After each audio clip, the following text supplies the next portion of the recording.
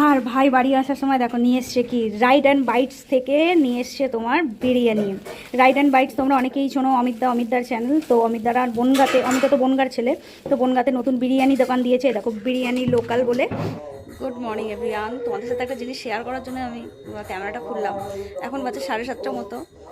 আর খুব ভালো করে শুনলে তোমরা শুনতে পারো, বাইরে একটা কীর্তন হচ্ছে, এটাকে বলে মঙ্গল আরতি। তো সেই 5টা থেকে শুরু হয়। আর ভোগ আজকে চতুর্দশীতে ভোগ হয় আমাদের, তো আজকে চতুর্দশী। এই সকালবেলার যে এই কীর্তনটা না, এটা শুনতে আমার ছোটোবেলা থেকে এত ভালো লাগে, মানে বলতে গেলে চলে আমি সেই 5:30 থেকে ঘুমাচ্ছি জাগছি এরকম। মানে তোমাকে ঘুমাতে দেবে না লিটারালি, মানে গুজবাম দেবে, গায়ে কাটা দেবে, মানে এই কীর্তনটা শুনলে। আর এটা আমরা ছোটোবেলা থেকে শুনে অভ্যস্ত, তো ওই জন্য এই টাইমটা বাড়িতে না আসলে না মনটা এত হু করে। ওই জন্য যতই যে পরিস্থিতিতেই থাক আমি চেষ্টা করি এই টাইমটা বাড়িতে আসার, যতদিন চলে। কারণ জেনারেশন পাল্টাচ্ছে, জানি না এরপরে বাবা কাকারা না থাকলে হবে কি না, বাট যতদিন চলে আমি চেষ্টা করবো আসার। এত ভালো লাগে এই টাইমটা, এই আর কি, সুন্দর লাগে। সকালে উঠে চা বিস্কিট খেয়ে ব্রেকফাস্ট করে রেডি হয়ে একটু বেরোলাম, বান্ধবীদের সাথে একটু বেরোবো। আর হ্যাঁ, তো এখানে দুপুরবেলায় যে ভক্তরা প্রসাদ পাবে তার জন্য রেডি হচ্ছে, এখানে তৈরি হচ্ছে লাবড়া। চলো চলো চলো, গুঁড়ো গুঁড়ো করে আসি, চলো চলো। এই যে আমাদের ব্যাটালিয়ান, আমার মতন দেখতে, আমার মতনই দেখতে।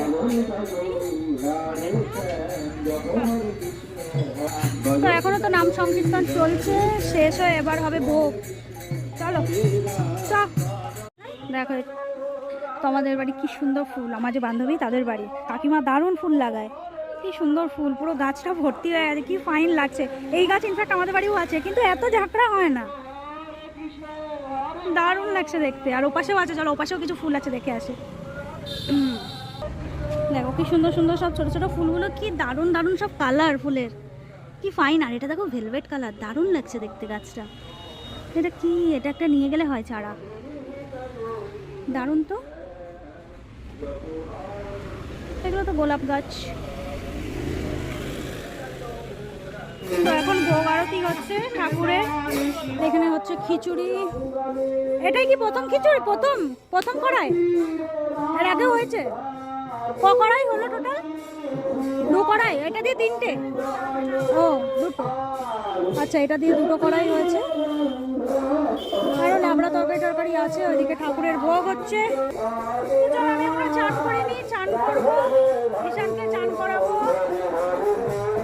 আর ভোগ আরতি শুনে তারপরে চান করবো। আমি কালকের ভিডিওটা এডিট করছিলাম, এডিট করতে করতে একটা জিনিস মনে হলো যে তোমাদেরকে এই জিনিসটা জানানো উচিত, যে যেখানে দেখছিলে খিচুড়ি লাবড়া হচ্ছিল, এইগুলো কিন্তু বাইরে থেকে যারা ভক্ত আসবে তারাই এই প্রসাদটা পাবে। আর আমাদের মহাপ্রভুর এবং নারায়ণের যে ভোগ, ঠাকুর ঘরে যে ভোগটা, সেইটা কিন্তু সম্পূর্ণ আলাদাভাবে হয়, ঘরেতে হয়। এবং যে গোসাইরা আসে পাটবাড়ি থেকে, আমাদের বড়নগর পাটবাড়ি থেকে যারা কীর্তনাদি করছিল দেখছিলেন, তো তারা বড়নগর পাটবাড়ি থেকেই এসে ওনারাই ভোগ লাগায়, ওনারাই মহাপ্রভুর জন্যে এবং নিত্যানন্দ প্রভুর জন্যও ভোগ তৈরি করে। মানে সেদিন পুরো ঠাকুরঘরের ভোগটা ওনারাই তৈরি করে, এবং বিভিন্ন পদের মানে 55 রকমের আইটেম দেয় ঠাকুরকে। তো এই বাইরের খিচুড়ি প্রসাদ লাবড়া এগুলো কিন্তু ঠাকুরকে ভোগ দেয় না। তো আমি জাস্ট এটাই ক্লিয়ার করলাম, অনেকে হয়তো একটু ভুল বুঝতে পারে বা ভুল ধারণা থাকতে পারে, তো এটা ক্লিয়ার করার জন্যই আমি আবার আলাদা করে ভিডিওটা বানিয়ে তোমাদের সাথে শেয়ার করলাম।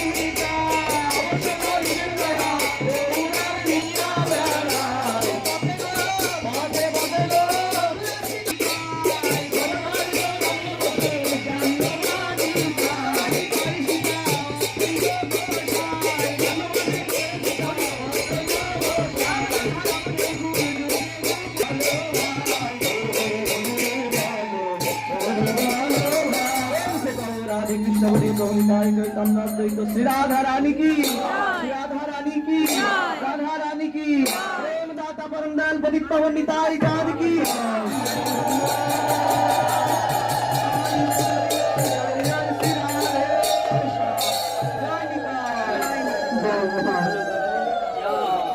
তো আজকের মতন মহাপ্রভুর ভোগ সমাপ্ত।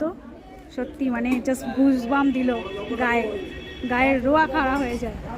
তো চলো এখন ভোগ নিবেদনের পালা। তো চলো, তো এখন বাজে 3:45 মতো। আমাদের তো 3:30টার মধ্যে খাওয়া দাওয়া হয়ে গেছে। ওই খিচুড়ি, লাবড়া, পায়েস, মিষ্টি, চাটনি এইসব ছিল, আর মালসা প্রসাদ ছিল, যেটা মহাপ্রসাদ বলে।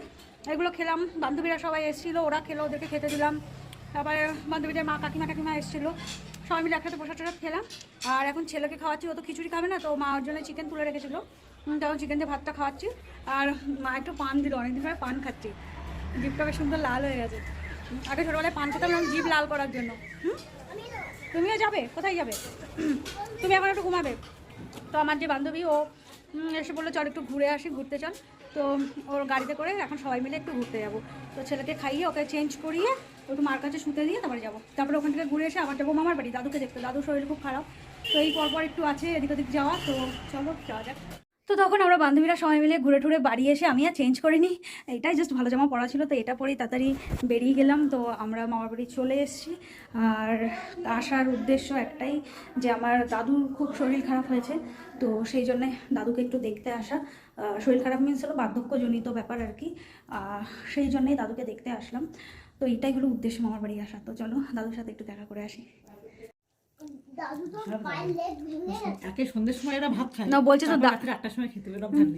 বলছে দাদুর তো পায়ের লেগ ভেঙে গেছে, পায়ের আবার লেগ ভেঙে গেছে। দেখো আমার ছেলে আমার দাদুর সেবা যত্ন করছে, কিন্তু দাদুর তো লেগ ভেঙে গেছে। দেখো ভালো করে পা টিপে দাও।